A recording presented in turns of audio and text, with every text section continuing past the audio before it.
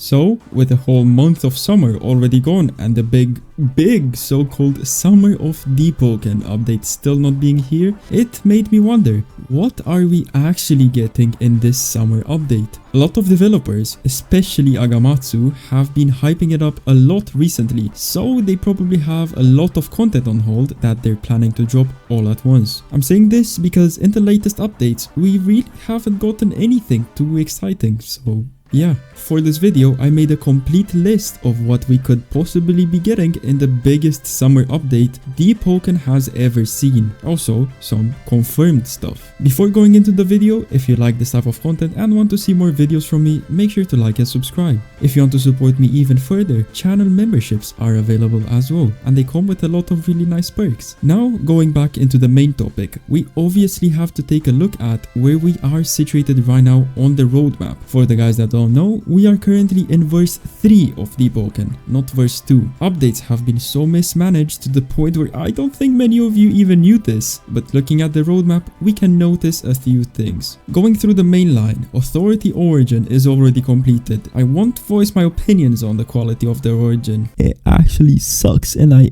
completely despise it, so I'm just going to leave it at that. Next up, we have Hallowtide 2025, which is obviously completed. It was a really nice event with a lot of fun weapons getting added, and I'm hoping to see more of that this year. And lastly, for the main line, we have Layer 3. If I can say one thing for certain, it's that Layer 3 is really far away into the future. It will apparently change everything about the game, including how weapons work, and gameplay in general will be overhauled, similar to how Deepwoken got a huge change when Layer 2 released. But again, that will not be dropping alongside this summer update. Instead, if we look below at the smaller content drops, we're starting to see some things that might actually release this next update.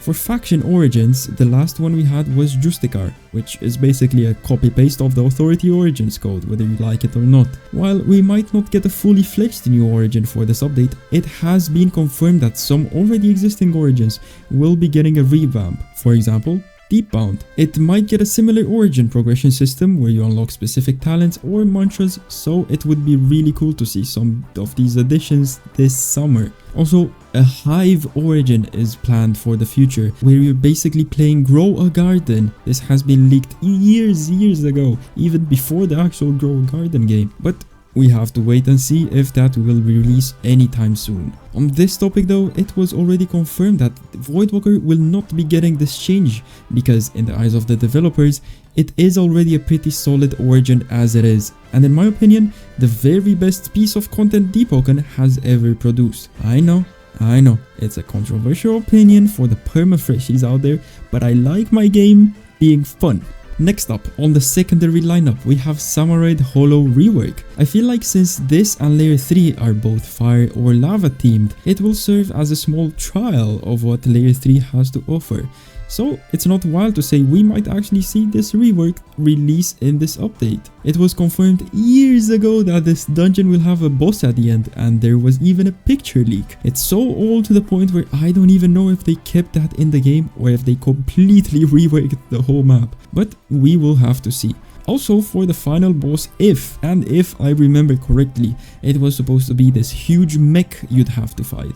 But again, nothing is confirmed, and this is just based on rumors. Going into the next point, we have Vow of Iron, which was enjoyable for a couple of people, and like 4 people still play it right now. With this said, it was confirmed that it's getting a revamp with more mementos and actual rewards for Pathfinder if you complete it with certain mementos. Now, for the actual rewards, we have no clue yet what they consist of. Whether they're just going to be weapon skins or proper new weapons, only time can tell. Now, this is an update that I could very much see getting added in this next update. Divergences. The name doesn't really tell you a lot, so I will explain what it consists of. Instead of races just having one decent talent and that's about it, it's going to expand on this idea by letting you upgrade your race. For example, if you have a Felinor slot, you could upgrade your Felinor slot to a wolf, for example, or something similar, letting you get more talents or abilities in general. This will fundamentally change how the game plays and how progression works.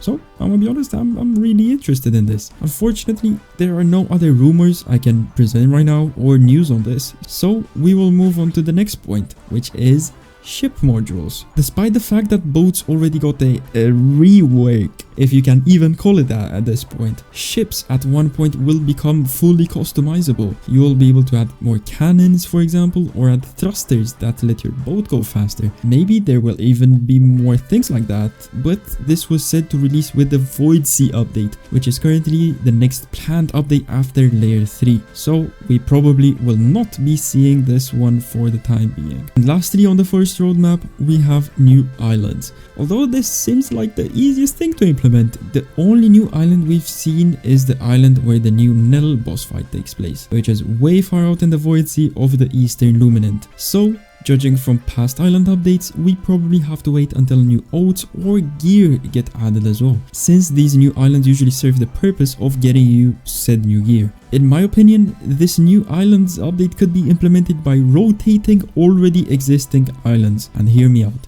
because this in my opinion could be peak. For example, Songseeker could sink into the depths and become part of the depths map next to Lost Shelter, while a new island instead emerges in the Eastern Luminant. This way, 2 maps get updated, and it would contribute to moving the timeline of the game forward, which right now seems to be forever frozen in place. It's just a humble content creator idea though.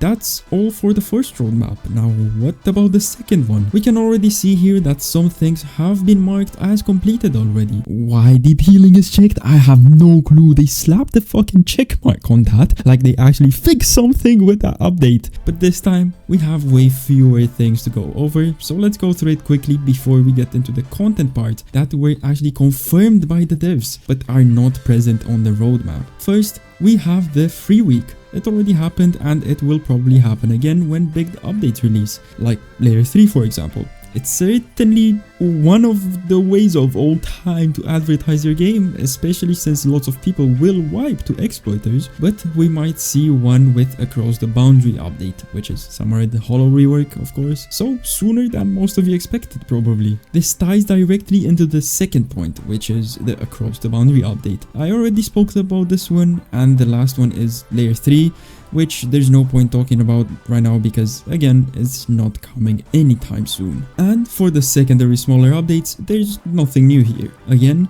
the updates most likely to drop this summer are new islands, maybe some origin reworks and divergences. Ship modules are not coming soon according to the devs. Now, since we're done with the roadmaps, let's talk about the best piece of content the devs have promised. The 5v5 PvP game mode that will take place in the Central Luminant. The Central Luminant probably will never release fully because of how big that place is in the lore. So instead, we will most likely be seeing bits and pieces of it. We already got a sneak peek at how the map looks, and it does indeed look really interesting to play on. Now, for the rewards of this game mode, we have the Bloodsworn Effigy, which was promised to us almost 3 years ago, believe it or not. This will be added because the creator of the weapon won the weapon contest 3 years ago, and it will finally get implemented in the game. It was originally designed for Conquest, but we all know how that turned out. And alongside the very popular 5v5 game mode this game mode has already been spoken about, a lot of rumors have been going about it, we have the long forgotten, which I pretty much consider lost media at this point by now, the PvP Luminant, also known as the Agamatsu Luminant. This was one of the very first things Agamatsu worked on when he became a developer for Deepwoken, so it's still up to him to decide whether this will see the light of day,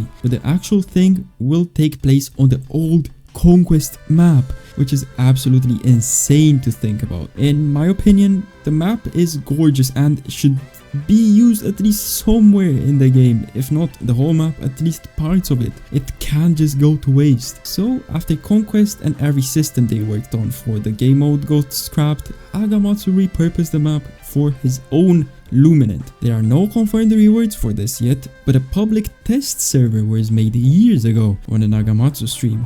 people liked it a lot, and maybe because of this it will actually see the light of day. And that's about everything we could be getting, or that is confirmed to release for this summer update. As usual, we don't have an actual release date because this is how the developers like to work on their things without pressure of a constant release date. But since 1 month of summer is already over, I'm thinking it's right around the corner. If you guys liked what you saw, make sure to like and subscribe. It really does help a lot. Thank you for watching, and I will see you in the next one. Bye bye.